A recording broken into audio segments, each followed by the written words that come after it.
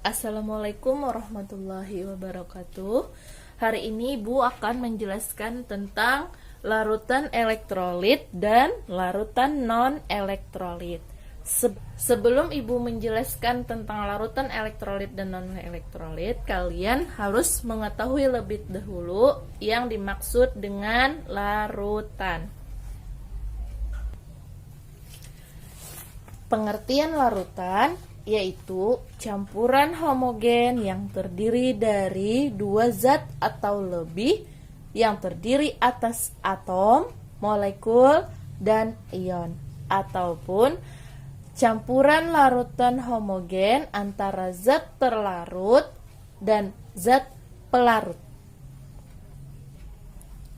Nah, di mana zat pelarut merupakan zat yang dapat melarutkan zat lain yang memiliki jumlah komponen lebih besar. Sedangkan zat terlarut merupakan zat yang dilarutkan dalam zat lain yang memiliki jumlah komponen yang lebih sedikit. Ibu punya contoh.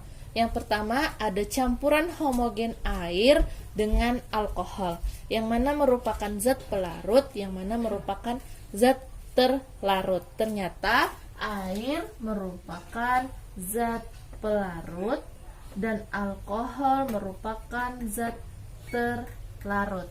Kemudian contoh lain, campuran homogen antara gula dengan air, yang mana menjadi zat pelarut dan mana yang menjadi zat terlarut. Ternyata gula merupakan zat terlarut dan air merupakan zat pelarut.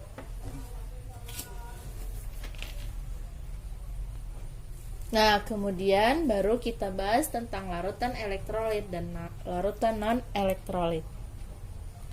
Nah, ternyata larutan terbagi menjadi dua, larutan elektrolit dan larutan non-elektrolit.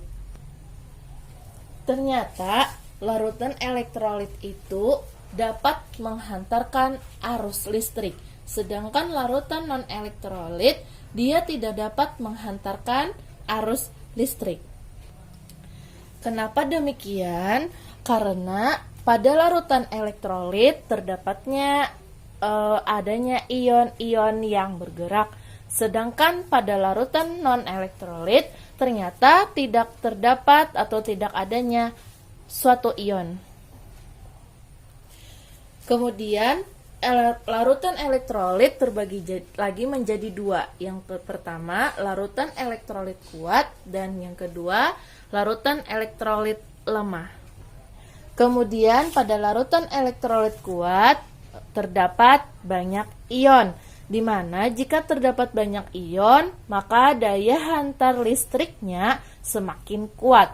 Sedangkan pada larutan elektrolit lemah, dia hanya terdapat sedikit ion. Jika hanya terdapat sedikit ion, maka daya hantar arus listriknya juga semakin lemah.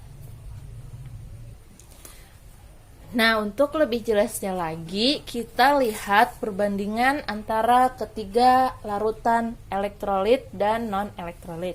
Yang pertama, Ibu punya elektrolit kuat, kemudian elektrolit lemah, dan non-elektrolit. Kalau di elektrolit kuat, maka adanya lampu menyala terang, kemudian adanya banyak gelembung gas.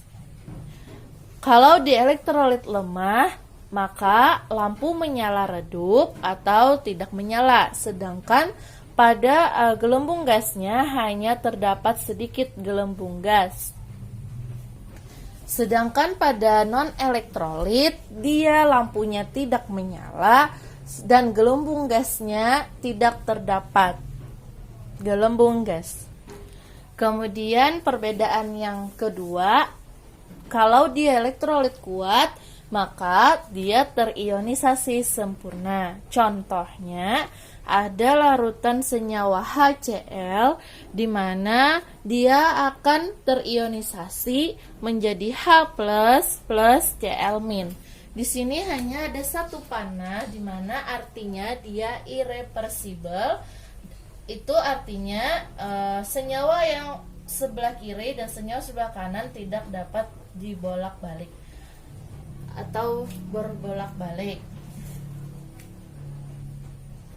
Sedangkan elektrolit lemah dia terionisasi sebagian, contohnya CH3COOH panah bolak-balik menjadi H+ plus CH3COO-.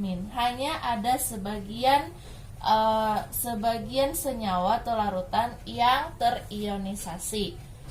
Maksud dari panah bolak-balik berarti ini panah reversibel, bisa berbolak-balik, bisa dari produk ke hasil atau hasil ke produk. Sedangkan untuk non-elektrolit dia tidak terionisasi. Perbedaan yang ketiga yaitu derajat ionisasi. Derajat ionisasi elektrolit kuat sama dengan 1. Berarti mol terionisasinya sama dengan mol mula-mula. Kemudian untuk elektrolit lemah, derajat ionisasinya lebih besar dari 0 dan lebih kecil dari 1. Berarti mol terionisasinya lebih kecil pada mol mula-mula. Untuk non-elektrolit, derajat ionisasinya ialah sama dengan 0. Berarti mol terionisasinya sama dengan 0. Maksud dari derajat ionisasi ini, apabila nanti dalam perhitungan derajat ionisasinya berjumlah sama dengan 0, berarti dia termasuk pada elektrolit kuat. Sedangkan pada elektrolit lemah, jika dia dalam perhitungan nanti derajat ionisasinya lebih besar dari 0 dan lebih kecil dari 1, maka dia termasuk kepada elektrolit lemah. Kemudian pada non-elektrolit, jika derajat dalam perhitungan nanti jika derajat ionisasinya sama dengan 0, berarti dia termasuk kepada non-elektrolit. Nah, perbedaan yang terakhir kita lihat dari contohnya.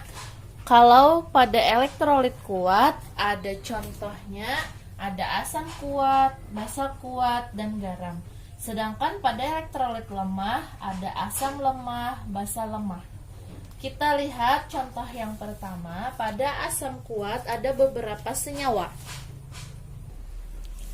Nah, contoh masing-masing pada elektrolit kuat. Yang pertama ada asam kuat, di mana asam kuat ini ada beberapa senyawa, ada HCl, HBr, H2SO4, dan HNO3. Kalian harus hafal senyawa-senyawa dari asam kuat, basa kuat, garam, asam lemah, basa lemah, dan contoh pada non-elektrolit.